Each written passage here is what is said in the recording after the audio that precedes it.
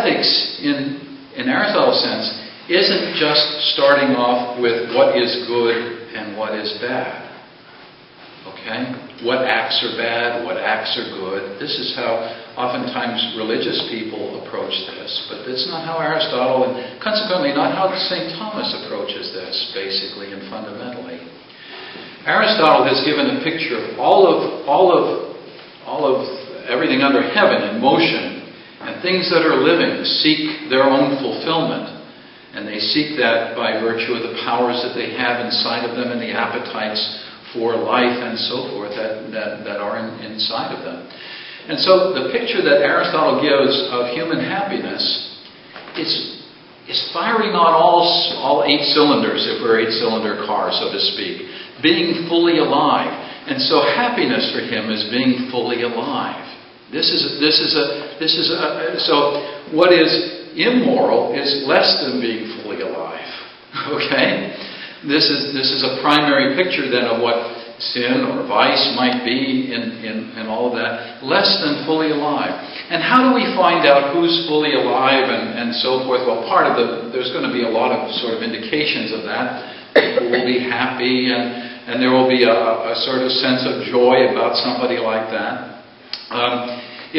If I would use a psychological measure of this or something like that, Erich Fromm, some of you have heard of Erich Fromm, a psychologist maybe about 30 or 40 years ago whose books were popular.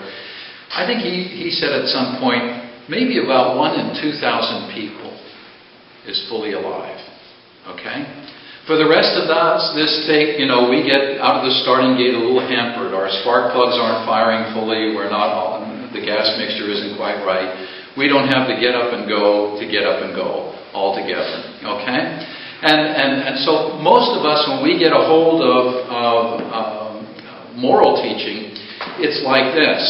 I will direct my car in this direction. Okay? That's continence. That's what that's called, continence. When we steer the car. I will not turn this way, I will stay this way. I will not break this rule, I will go down this road, and I will do that thing that's down that road, and I will, okay? And that, for many of us, becomes what moral teaching is.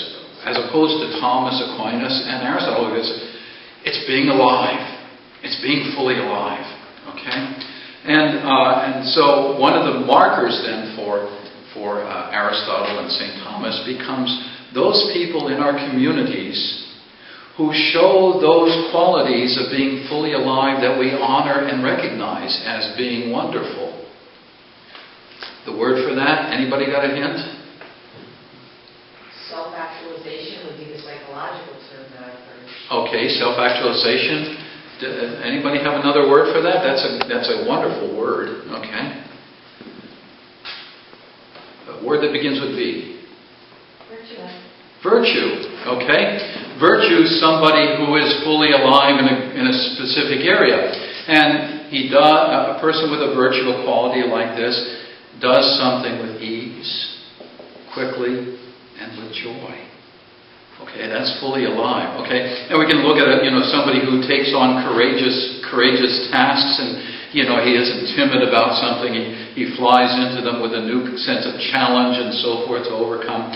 Temperance becomes something that the person delights in and so forth. Most of us, we're a little bit off the track on these things, but these become the measure then of what solid morality is.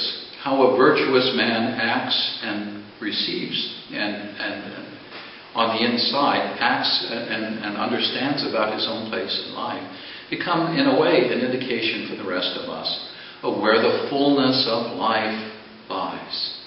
Does that make sense? Okay.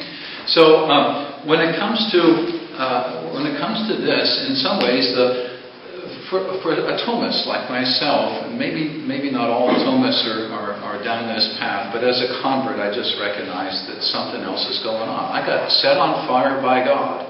Okay, out of the clear blue sky, and all of a sudden my life has a promise of fullness to it. And I'm wondering what comes out of this magnificent.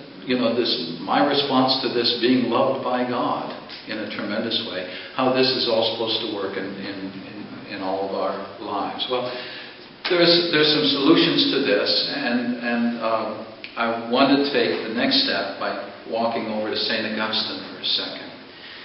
He goes, all virtues are ordered loves. Ordered loves.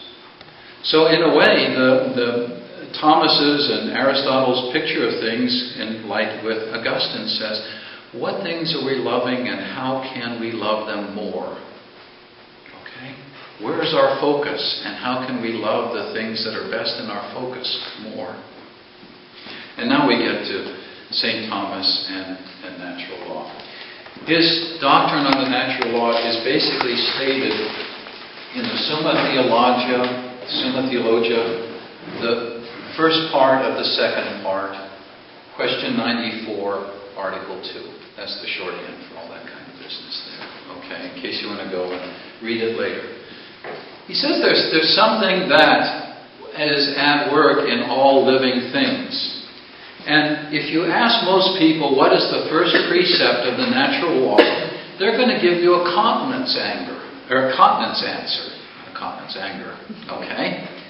If you ask most people what's the first precept of the natural law, they will go, do good and avoid evil.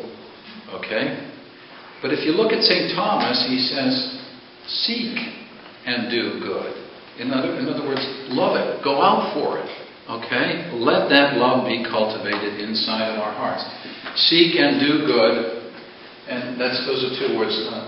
Seek and do good. Okay? And avoid evil. Okay?